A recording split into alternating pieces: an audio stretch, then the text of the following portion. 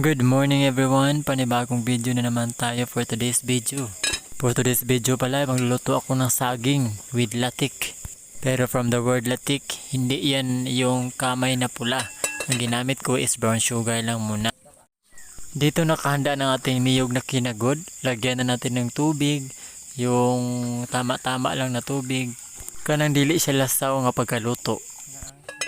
Ayan, nalunod na natin ang itong gata ng niyog. Ilagay ang asukal at pakuluin hanggang sa maluto. At ayan, ready na ang ating latik.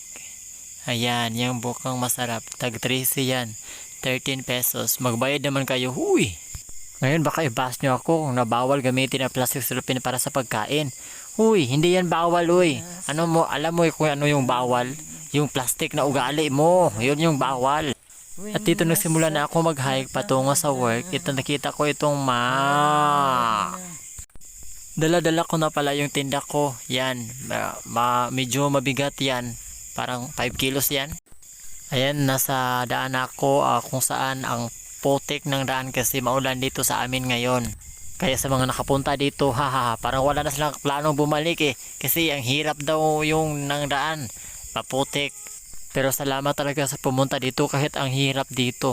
Salamat at appreciate ko yun lahat. Yun lahat. Salamat po ng marami. Kaya parang wala akong maisip na kumanta na lang ako.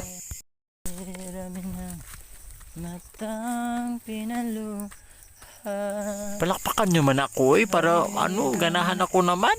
Pusong sinugatan, utukso, layuan mo ako. Narinig ko pala yung kanta na yan sa aming kapitbahay. Nagpatugtog ng ganyan kasi linggo pa lang ngayon. Kaya pala na LSS ako sa kantang iyan. Kaya yan, pakinggan nyo na lang. Kairami ng pusong sinugatan, utukso. Napatakan ako kanta diya bis layuan na yung laruan. Say, dulaan. Binidyohan ko na pala yung paa ko kung paano ako lumakad.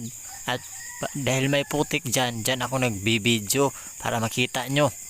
Ganyan naman talaga tayo Doon tayo nag-i-excel sa exciting part. Kaya dyan, madaming putik dyan. Ipinapakita ko.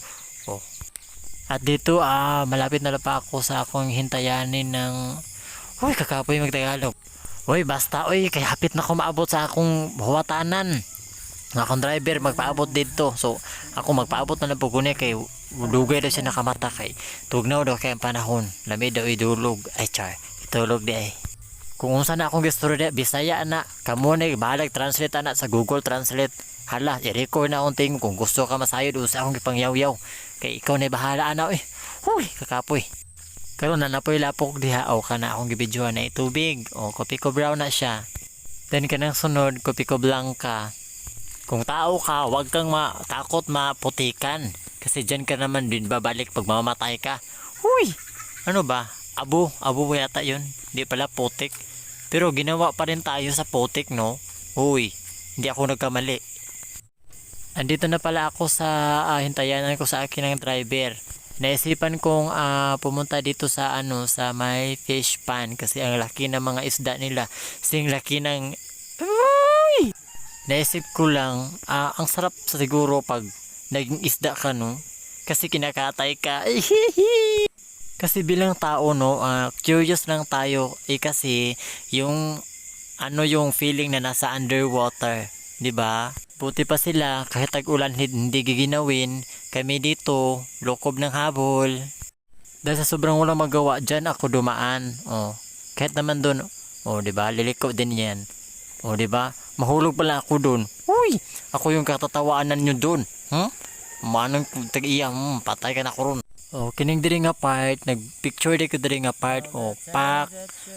Kay nindot kayo manggod ni siya. Kay this puno is walay mga dahon. Is like sakura. Uy! Wala tayo sa Japan. Uy! Nasa Pilipinas ka. Ulan at init lang nasa Pilipinas. At bagyo. Ganon. Ayan. Picture. Pak. Pang may di. Ganun. Yan lang for today's video. Sana na-enjoy kayo. Bye!